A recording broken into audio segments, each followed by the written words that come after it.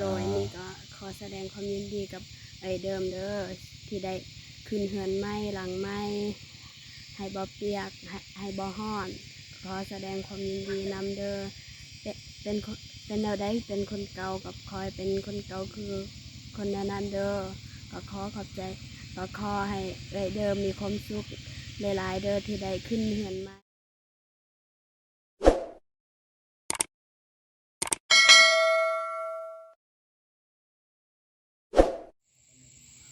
เอากราบทักทายสบายดีเด้อสบายดีพ่อแม่พี่น้องเบิดสุขูสู่คนเนาะบ่ว่าอยู่ภายในหรือต่างประเทศพี่น้องเนาะยินดีต้อนรับซองอาตูนชาแนลพี่น้องเนาะ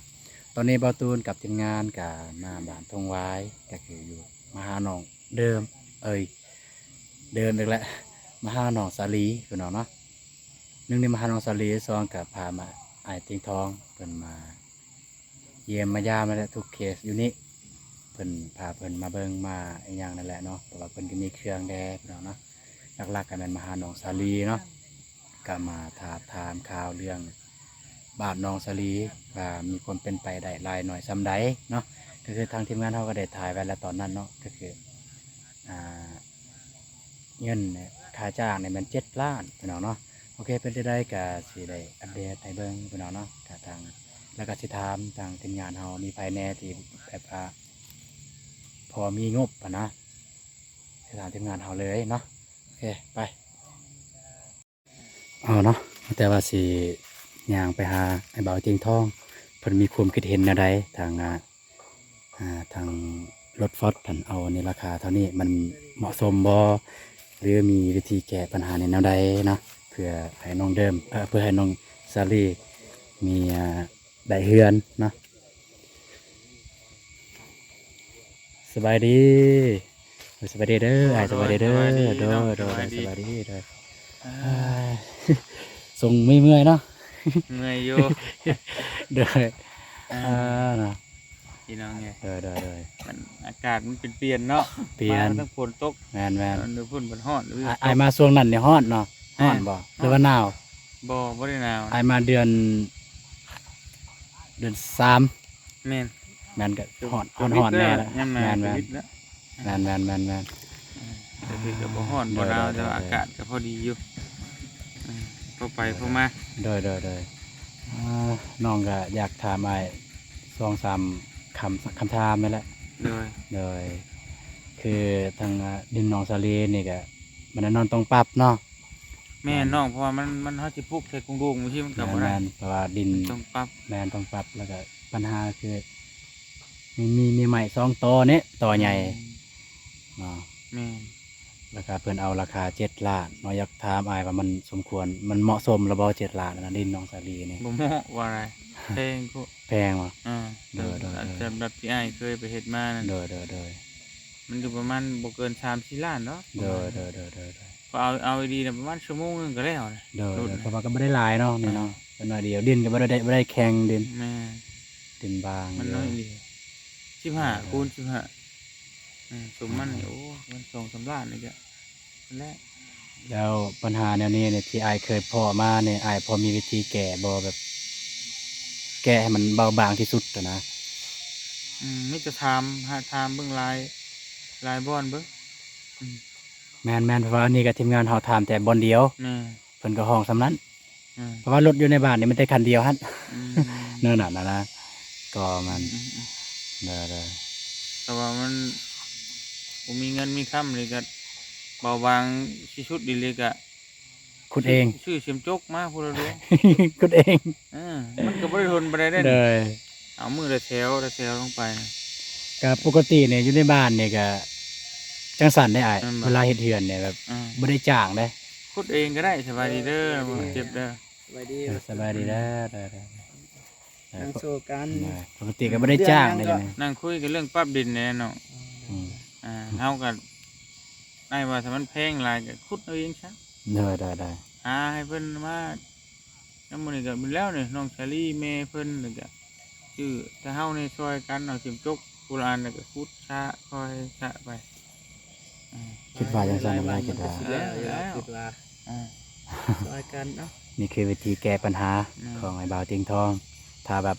เพราะว่าเขาบ่มีเงินนะเขาบ่มีงบ 7 ล้านมันบ่ แม่น7 ล้านเพิ่นที่แก้ปัญหาคือเขาต้องซื้อจกซื้อเสียม เครื่องเฮือนก็ได้พวกเรา ก็คือน้องเดิมในดินก็บ่ได้ปรับหยังได้น้องเดิมบนเก่าเลยมันจะเอาไม้เอาหยังมาตั้ง เพราะว่าก็มันก็อ้ายสิเว้าในดินนี่มันอ่อนได้นี่ อ้อนเด่น ขุดได้ซุบเพราะว่ามันเฮาแค่ปรับให้มันเพียงๆเฮาขุดสระลงไปแล้วก็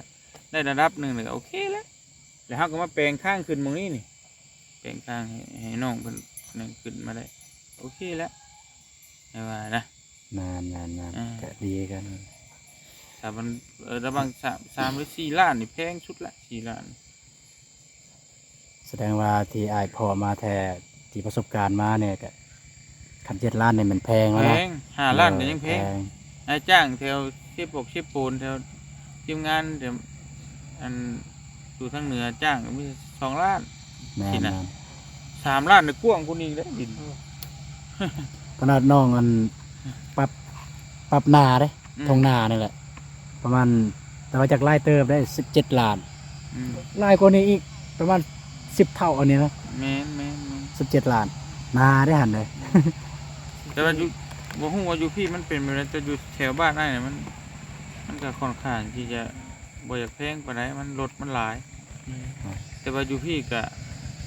หลายมันก็บ่น่าจะไปถึงขนาดนั้นคิดว่าแพงอยู่จังใดก็ยังแพงอยู่7 ล้าน จริงๆมันก็บ่แพงเพราะว่ามันมีต่อใหม่เนี่ยนะปัญหามันถ้าบ่มีต่อใหม่เนี่ยเฮาจะต่อก็ได้บ่แพงเท่าไหร่ สมมุติว่าเราว่าบ่มีต่อไม้เราก็เอา5 ล้าน แม่นที่ถามตอนนั้นน่ะคันว่ามีต่อใหม่ก็สิเราสิเอา5 ล้าน 5 ล้านแต่ว่าขั้นตอนคือสิได้ อ่า ต่อก่อน2 ล้านก่อนแต่ว่าบ่ได้ดอก แต่ว่าอยากฮู้แบบไปที่เคยขับรถอันนี้นะรถฟอร์ดนะในมือหนึงเนี่ยเติมน้ำมันจักล้าน ไอ้ฮู้ จักล้านในมือหนึง มื้อหนึงน่ะมีแต่ล้านเดียว อ๋อ เบิดมื้อ โอ้โดย อันนี้มันบ่เบิดมื้อแล้วนี่ แหม่ เต็มที่2 ชั่วโมงน้ำมันน่ะบ่ฮอดวัน5แสนบ่ฮอดนี่ นั่นนี่ ตีชุงชุดแล้ว5แสนอ่ะ มันอันนี้นะดินมันง่ายนะดิน แต่ว่ามันก็เกินไปบางเทื่อเอาไอ้ครับในคลิปน่ะเห็นบ่ โดย เป็นเย อ๋อ อะ อันนั้นก็นั่นรถพี่น้องจ้ะรถพี่น้องอ้ายของอ้ายนี่แหละ ใส่รถลากมาเลยขนาด แก้มา ใส่รถลากมาเลยลากมาเพีย แต่ เล คื ย ออยู่ใกล้นะเอามาขับเองก็ได้นะเติมน้ำมันให้กันแล้ว รถ ได้ ได้พี่ให้พี่น้องเจ้าของบ่ยากดอกแต่ว่าเบิดมือได้เต็มที่เลยนี่ประมาณล้านหนึง ล้าน เบิดมือ รู้สึกว่าประหยัดเลยสั ประหยัดอยู่อืม ทำงานหนักเลย นี่แต่ว่าเฮาก็บ่ฮู้ว่าถ้าว่ารุ่นมันใหญ่สุดแต่ว่านั้นบ่ใหญ่สุดนะถ้าใหญ่สุดน่ะก็ตีแค่ล้านห้าอ่ะถ้าใหญ่สุดน่ะมันสิมีหลายรุ่นเลย มื้อนั้นนี่อายเพิ่นมานี่ลดน้อยเขาเพิ่น อืมน้อยแห้งติ๊กแล้วแห้งบ่เปลืองแต่มันก็อยากนักเติมด้วยสมมุติว่า ตีให้ล้านหนึงแล้วเติมน้ำมันล้านหนึงสมมุติว่าเขาจ้างจัก5 ล้าน กินเอาไป4 ล้านแป๊บเดียวชั่วโมงเดียว หรือว่าจังซี่เพราะว่าไปสมมติไปเว้ากับเจ้าของรถหันน้ำมันหักตื้มหายเลยมือหนึงหันล้านหนึงหัน อ๋อ แล้วก็เอาค่าจ้างอีกต่างหาก อ๋อ ค่ารถ มัน คนคำนวณมันเรียบร้อยแล้วแหละ เขาก็ซื้อรถมานะ อ่า เขาก็เติมเองแล้วไอ้ บ่ ตัว ก็เพิ่นผู้อันสเปอร์รถอันนั้นแล้วก็เว้าอยู่ในคลิปน้องอยู่แล้วว่า7 ล้านนั่นแต่ว่าถึกแล้วแล้วก็แล้วว่ากันเฮ็ดในมือเดียวบ่ได้รูปคันเฮ็ดอีกมือที่สองรูปแล้วว่า มันบ่รูปหรอก ยานมันบ่แล้วอันนั้น แล้วว่ายานบ่แล้วในมือเดียว มือหนึงนี่สิบ่แล้วบ่เหลือแล้วมือเดียวบ่แล้ว รู้สึกว่าดน ฮะ รู้สึกว่าดนเอาสาลีก่อนน้องเดิมนี่ไง มันจะดีเนี่ยมันลงตรงต้วยมันยากน้ำไม้น้ำโตอนี่ก็บ่แฮงมีแต่ว่าทั้งไอ้ว่าเขาว่ามันนั่นก็ให้เจ้าคือว่าน่ะปุ๊บเอาพุดเอา พูดซ้ำปรับดินให้น้องสาลีก็โอเคแล้ว อืม อืม ปรับ ปรับแปลงดินเพราะได้มองปลูกเพื่อนก่อนแล้วเขาก็นั่นก่อนบ่นั่นก็ค่อยไปอีก ได้แล้วก็สุดท้ายน้องอยากถามก็สิถามทีมงานทุกคนเลยนะ มีภายในระบ่แบบว่ามีงบของน้องเดน้องสาลีนะ งบที่สร้างเฮือนเนี่ยภายใน น้ำบ่เตียงน่ะมีอยู่5ล้าน โอ้ไว้เตียง5 ล้าน แม่ บ่เจ็บบ่มี บ่เจ็บ บ่มี สบายดีเด้อ นะจะไปบ่มีจะกีบเลย เด้อ ประมาณ4 ล้านนี่แหละเพราะว่าเงินเพิ่นฝากเพิ่นแต่งหึงแล้วเพิ่นให้ฝากมา7-8,000 บาท เบาตุนมีอยู่แต่ว่าบ่แม่นงบสร้างบ้านเพิ่นให้งบซื้อข้าวให้น้องสาลี แต่ยังบ่ทันได้ซื้อ อืม แต่ว่ายังมี เขา ข้าว ก็ กิน ยังมีอยู่ แม่นก็ยังมีก็เลยแบบ โฮ สิ มไว้ โฮมไว้ แต่ว่าก็สิเบิ่งถ้ายังมีอีกก็จะได้แจ้ง ทางเบิ่งคันนั้นก็ตื่มกันเนาะ โดยแม่นขอบใจหลายๆอ้ายเดี๋ยวสิไปถาม โอเคโดย อ้ายลงอีกมันคุมกันเห็นแนวใด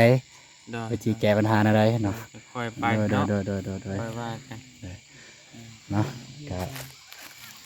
สิถามทั้งเบิดทีมงานเลย เว้ากับแม่แล้วก็สิพุดนำกัน เนาะเพิ่นก็สิไปถามไอ้บ่าวอนงเพิ่นเนาะหลังจากที่ถามบ่าวเตียงทองเรียบร้อยแล้วก็เพิ่นให้คำเห็นเนาะเดี๋ยวจะหน่อยถ่ายคลิปเอาตูนสิสรุปว่าเป็นแนวใดเนาะสบายดีเด้อสบายดีโดยสบายดีโดยสบายดี โดยสบายดีโดยเดี๋ยวสิสัมภาษณ์ท่าน CEO เฮาก่อน โอ้ โดย ยเจ็บคอพี่น้องเอ้ย โดยสิ ขอตัวคอแพ้ โดยสิสัม เจ็ ภา บ ษณ์ คอ เพราะว่าสิถามคำคิดคำเห็นนะ โดย เมื่อกี้ก็ถามไอ้บ่าวเตียงทองแล้วก็ถามไอ้นงหลังจากถามไอ้นงแล้วสิถามเบาเจ็บนะก็คือปัญหาเฮาก็ฮู้แล้วปัญหาดินหนองสาลีนี่หนึงก็คือเพิ่นสิปรับดินในเมื่อปรับดินปุ๊บก็ต้องมีค่าจ้างก็มีต่อไม้จังซี่มันยุ่งยากแล้วนะเพิ่นก็เอา7 ล้านสำหรับในความคิดของอายใน7 ล้านมันสมควรหรือบ่เหมาะสมบ่สำนั้นนะ เอาเรื่องเหมาะกับบ่เหมาะอันแหละแต่ว่า โดย มันก็บ่ถึงฮอดมัดมือดอกนะถ้าว่า โด บ่ ย มีก็ต่อใหม่ก็เขาเดียวไปเฮ็ดนะ โดย ทุยมันก็บ่ยากปึ๊บ โดย เข้าไทยเพราะว่าเข้าไปดุดอยู่สวนไหนมันเป็นตาบ่ดิอยู่ในสวนปลูกมัน โดย ดินที่อายเซาแหละเดี๋ยวยัง โดย ใหม่ใหญ่ได้ใหม่ก็ โดย ดูคลากยังเขาเฮ็ด2มือแล้ว โดย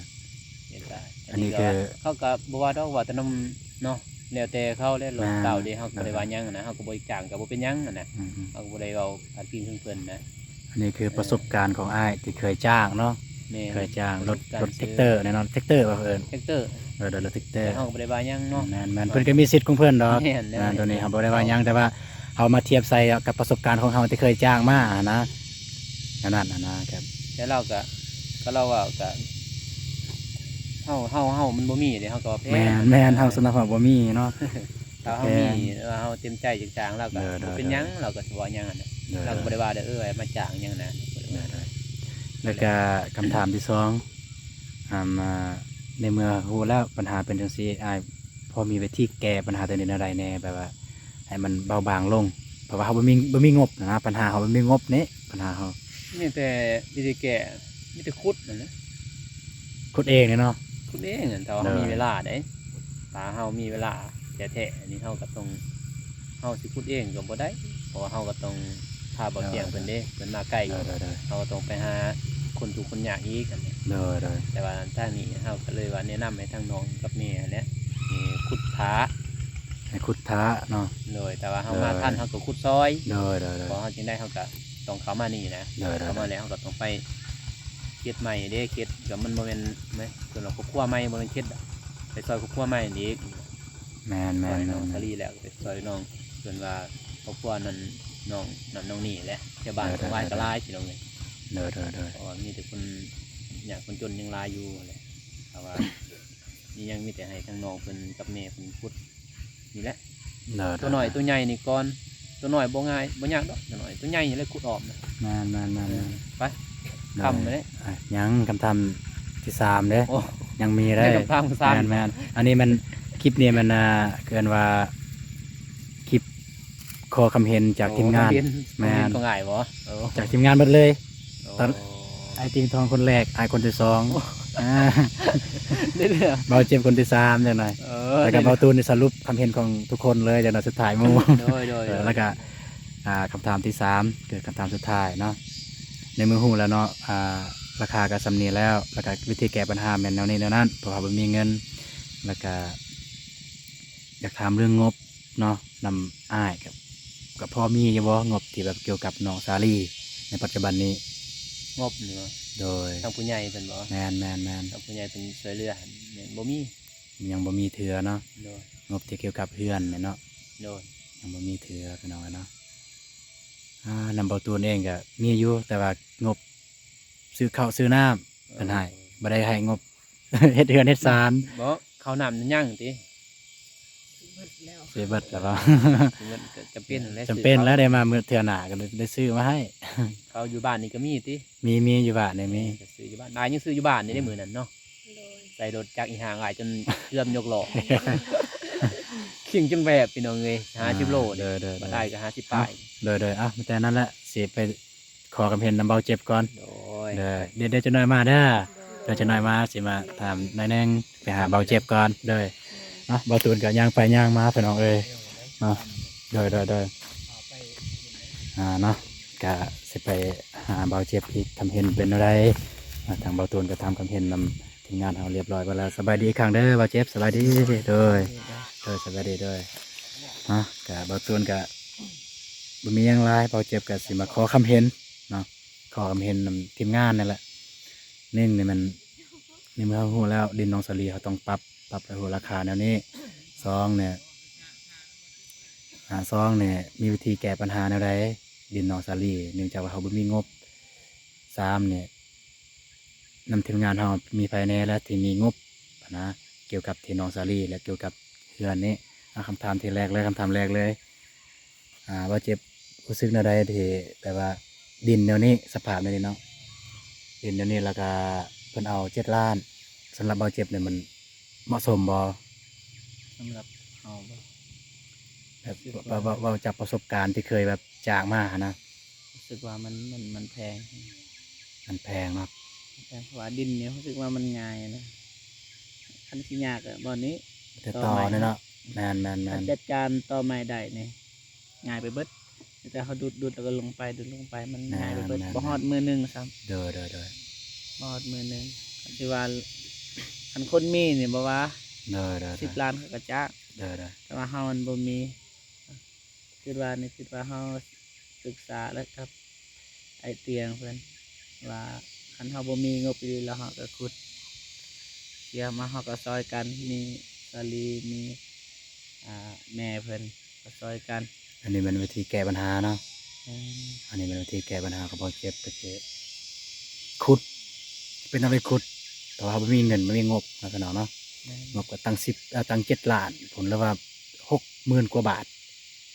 บ่ฮอด 60,00010,000 กว่าบาทพี่น้องเนาะตรวจขออภัยเด้อ10,000 กว่าบาทจึงสิได้เนาะแล้ว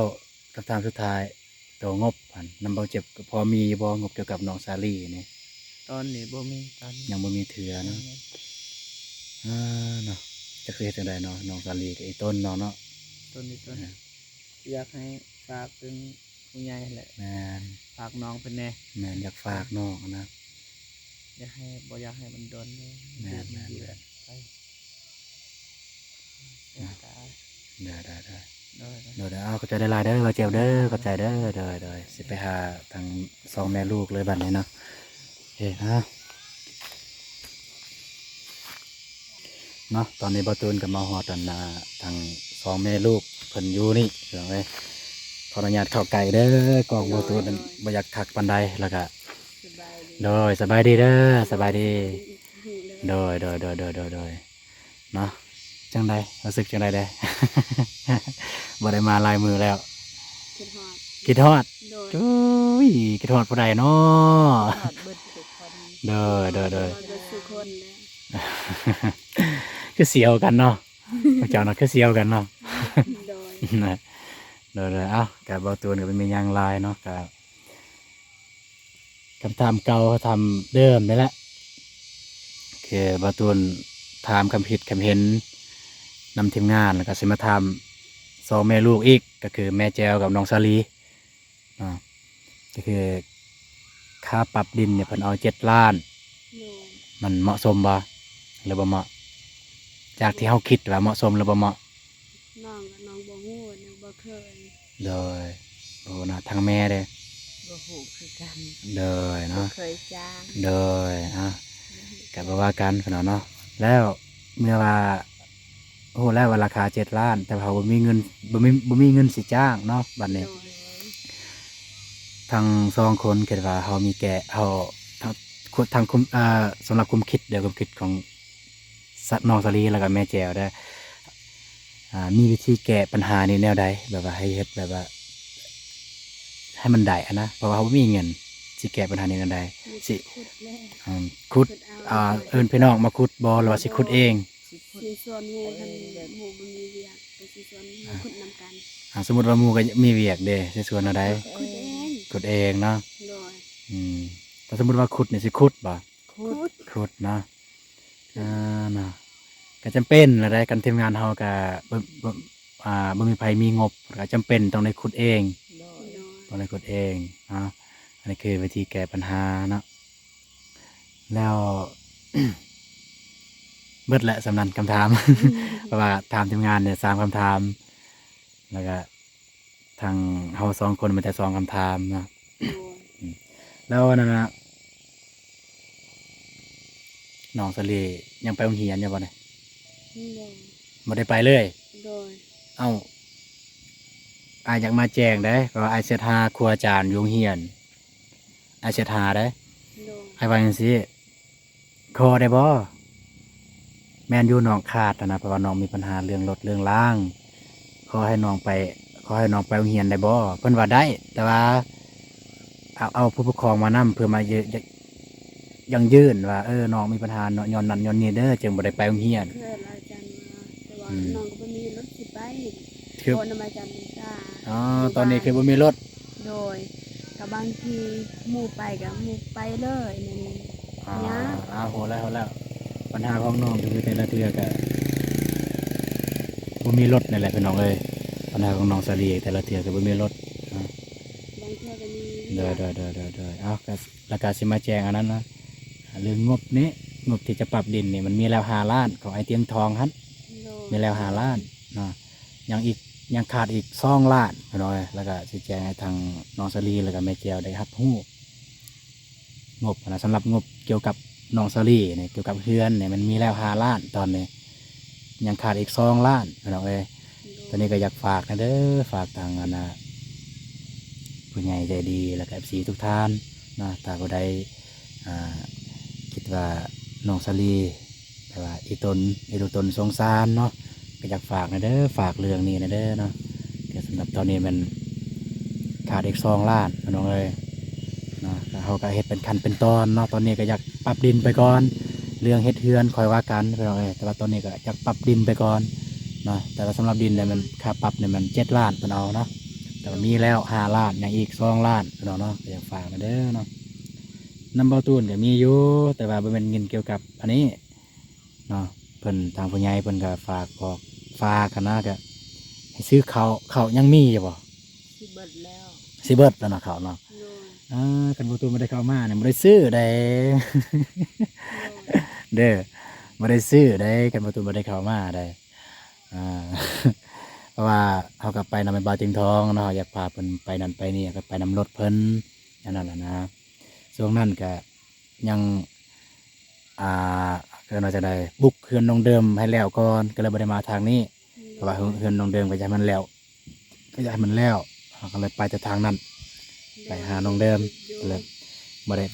ด้มาหาน้องสลีนะไปหาน้องเดิมก็จนเฮือนสำเร็จเสร็จสิ้นเพิ่นก็เพิ่นขึ้นเฮือนมือนี่ได้น้องเดิมหันเราขึ้นเฮือนมือนี่โดย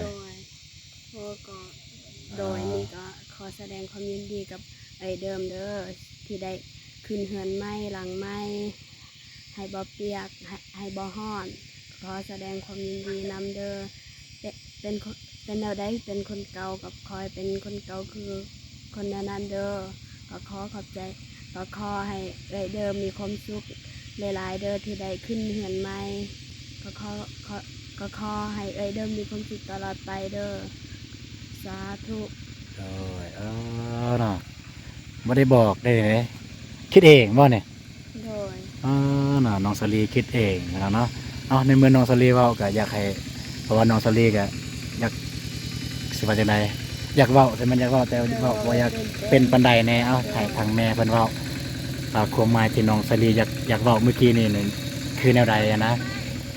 คือความหมายว่าน้องสลีอยากเว้าว่าดีใจนำที่น้องเดิมได้เฮือนใหม่ได้หลังใหม่ได้ชีวิตใหม่ที่บ่ได้อยู่และลำบากเฮือนที่ถึกน้ำฝนถึกแสงแดด อ๋อ เพราะว่าน้องเดิมหันให้ทุกกายสบายใจให้ชุ่มเย็น อ๋อเนาะ แบบนั้นแบบ เนาะเนาะ อยากให้น้องเดิมมันมีความสุขหลายๆกับน้องเด่นเด้อ โดยน้องเด่นบ่น้องเด่น โดย สองเอ้ยน้องเนาะเป็นตาลูกโตนด้วยกันบ่มีไผเนาะคือมื้อนี้แหละสุนละบุญแบบเราบ่ฮู้คิดบ่ฮู้ตัดสินใจเลยบ่เวียกอะ